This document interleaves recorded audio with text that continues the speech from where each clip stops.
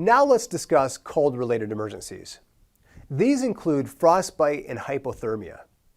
Frostbite is the body tissue which is actually frozen. Most commonly, frostbite occurs after a long time of exposure to frostbite.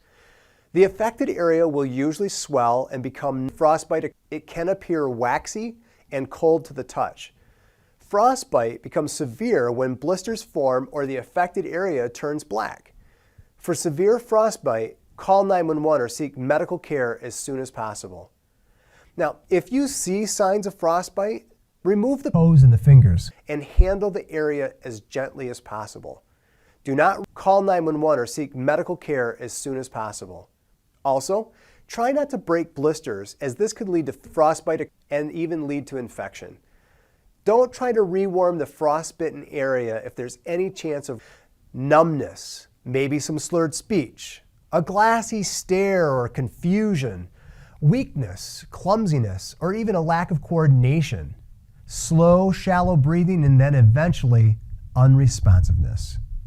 If it's necessary to rewarm the area, soak it in warm water, but less than 105 degrees Fahrenheit.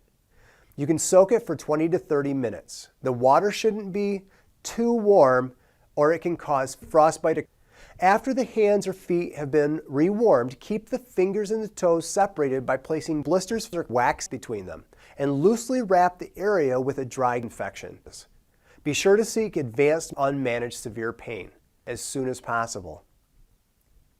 A life-threatening cold-related emergency is called dizziness or fatigue, slight confusion, and shivering.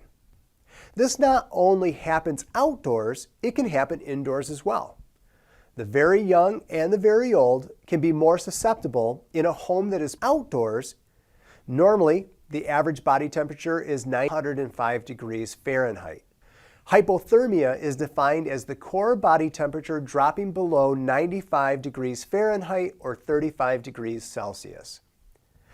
In the early stage of hypothermia, the body normally gives warning signs like fluid loss. Shivering is your body's attempt to come. These signs are telling you that your body is getting cold and it's helping it come.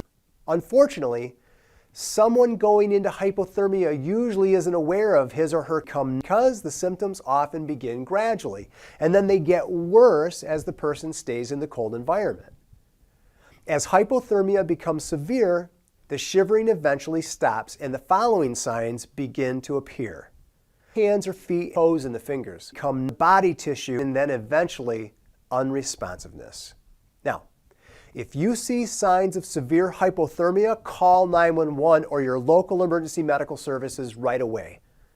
Move the person outdoors into warm water. The water shouldn't be too warm or it can cause hypothermia.